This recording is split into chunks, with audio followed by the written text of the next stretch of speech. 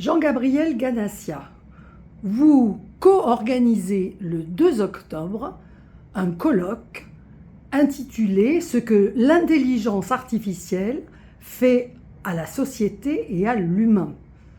De quoi allez-vous parler toute cette journée du 2 octobre qui se déroulera au CNAM? Alors, cette journée se déroule au CNAM, ce qui est important parce que c'est une institution où il y a des sociologues, des spécialistes du travail, des spécialistes de l'imaginaire. Et l'idée, c'était de se prendre un peu de recul par rapport au développement de l'intelligence artificielle, sans se limiter aux aspects techniques, sans se limiter aux chiffres qui nous promettent des lendemains meilleurs, mais de regarder de façon précise quelles sont les transformations sociales qui sont induites par l'intelligence artificielle. Alors la première chose, c'est le travail. Pourquoi ? Parce que le CNAM est une institution qui s'est beaucoup centrée sur le travail, beaucoup de sociologues du travail, et le rôle du CNAM, c'est justement de permettre à des personnes de changer de métier au cours de leur carrière. Et l'intelligence artificielle change la société, en particulier ça change le travail parce qu'un certain nombre de tâches vont être automatisées, et ça veut dire qu'il faut se former à tout âge de la vie. Et c'est exactement ce que fait le CNAM, et bien sûr qu'il faut s'habituer à ces automatismes. Donc ça, c'est le premier point. Le deuxième, puisque c'est une institution d'enseignement supérieur, c'est de se demander comment on transforme l'éducation.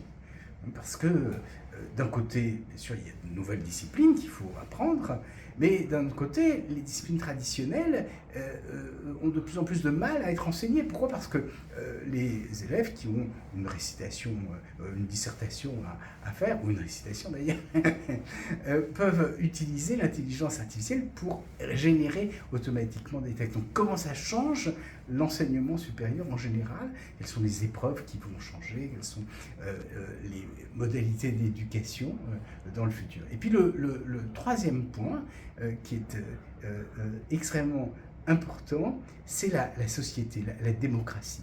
Alors pourquoi ? D'abord parce que l'intelligence artificielle peut être utilisée pour surveiller les individus. Donc dans une société autoritaire, ça, c'est extrêmement dangereux.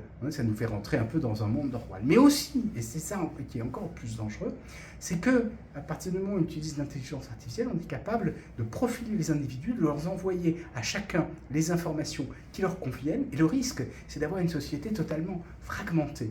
Et il n'y aura plus de débat public si on n'y prend pas garde, c'est-à-dire que l'espace de délibération collective risque d'être détruit. Et donc de ce fait, l'exercice de la démocratie qui conduit à s'opposer aux autres avec des arguments, celui-là risque d'être de plus en plus difficile. Ce sont donc de toutes ces questions dont nous allons parler lors de ce colloque.